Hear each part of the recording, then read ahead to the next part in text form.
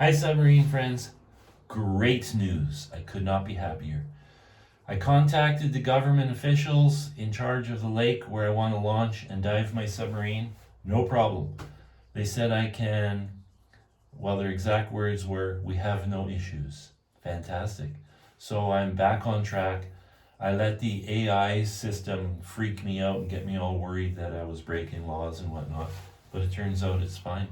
So I'm quite pleased about that. But I am going to make a couple of changes to facilitate easier retrieval of the submarine so that I don't make a mess at the lake and cause any kind of problems. I just want it to be in and out smooth. So what I'm going to do is I'm going to install steel roller wheels on the side of the keel. So my keel, I believe, is 7 inches tall. 6 or 7 inches. Darn, I can't remember now. So I'm going to install steel rollers that I'm going to fabricate here myself. I'm just going to take pipe, cut them into sections, weld end caps on, put it in the lathe, machine them nice, and bore a hole through and weld on stub shafts. I'm going to use shafting from hydraulic cylinders, so really good quality steel. And according to AI, each of these rollers can support the entire weight of the submarine, which is important because the submarine comes onto the trailer unevenly. So each wheel has to be able to support the full load in case the entire load of the submarine is on one wheel, which is very unlikely, but you have to be prepared for that. So there is already a large roller at the front of the submarine, which is used for the submarine comes level to the trailer's on an angle, it hits, that idler wheel hits the trailer, and then you just pull it up and it rolls on that wheel. But the wheel doesn't carry the submarine when it's sitting flat, only when the submarine's tipped up. So I'm going to pick up the submarine, put it on the trailer with 3/4 inch shims between the trailer deck and the submarine. Then I'm going to cut that front roller off, lower it, and weld it back on. So now it's carrying the submarine. Then I'm going to add a roller in the midsection of the submarine and at the back of the submarine on each side. Now these rollers, like I said, are going to be super heavy duty.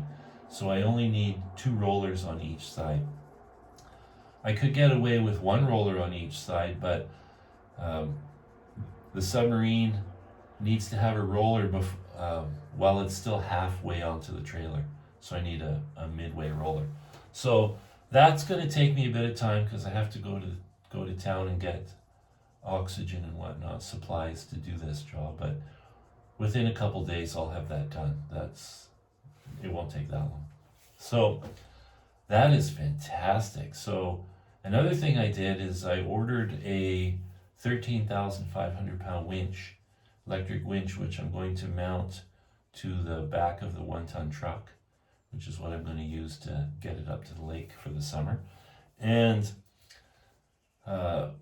the way I'm going to do this is I'm going to so I've already loaded, so I back into the lake, it just rolls off. That's easy as pie.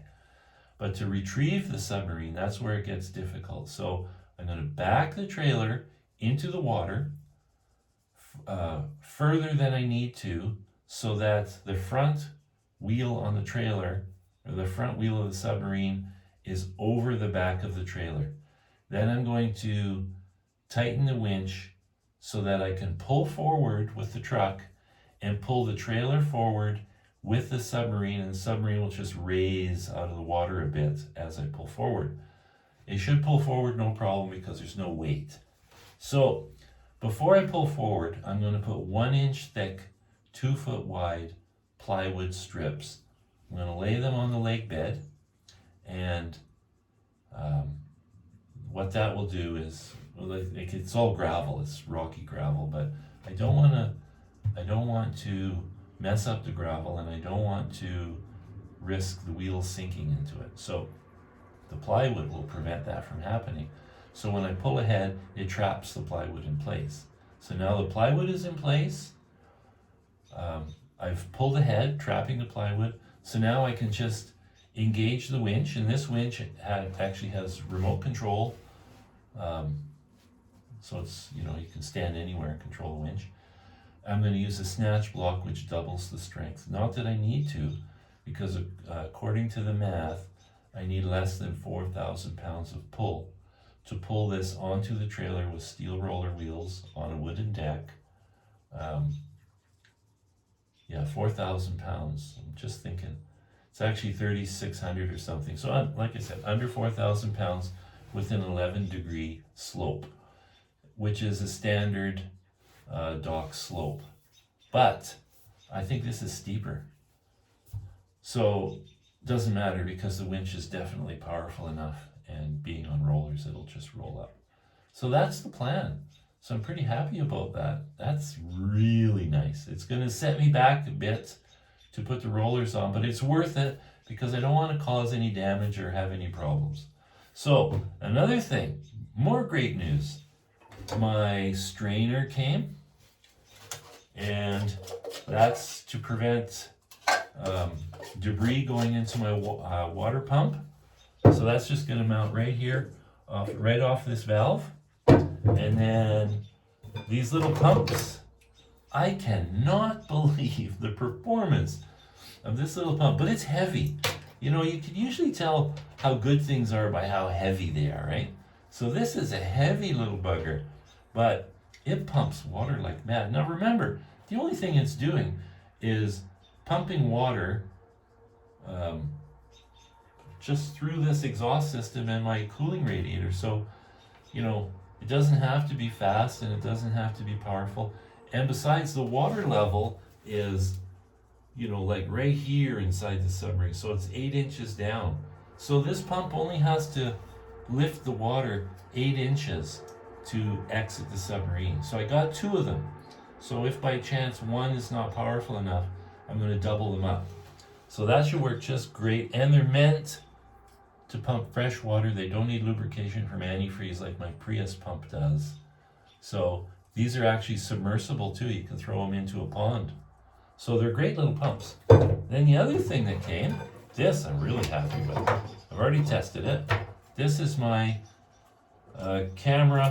backup camera for, I'm going to put it inside the engine compartment so that I can monitor the engine to make sure water's not spraying in there or smoke in there or anything like that. And the picture is phenomenal. My favorite part is this right here. Every time I've bought a backup camera, and I've bought many in my lifetime, they have like 6 buttons across the screen, across the base of the screen, and you can change this, change that, contrast. It's endless. All I want, with all my appliances, with everything I own, is a button to turn it on and a button to turn it off. I'm a simple guy. I don't need more. So this picture is unbelievable, and like, you can be 4 inches away from it and have a beautiful picture, or you can be 2 feet away from it and have a beautiful picture. Like, it's fantastic. And it was like $50. That's the way to go. Keep it simple. So I'll get this stuff installed. I'll get my idler wheels installed. And today is Tuesday. So I'm hoping that by next Monday, I mean, that could be tricky because my winch, I do have the drilling pattern for bolting it, but I have to make an anchor point for the winch on the back of the truck, and I have to mess around with that. So I may be ready by next Monday, or I may not. I don't know. It's not super critical, that's for sure. But at least I know that I can put it in that lake, and I don't have to spend a whole ton of money buying trucks and trailers and all kinds of stuff to move it around and take it to other lakes. But that's another story. I'll get into that in another video. For now, I'm just gonna get her done, which is you can see this is like nothing. I painted my deck. I just have to put the forward piece on, put the bolts on it, and that's all done. So I'm I'm just tickled pink.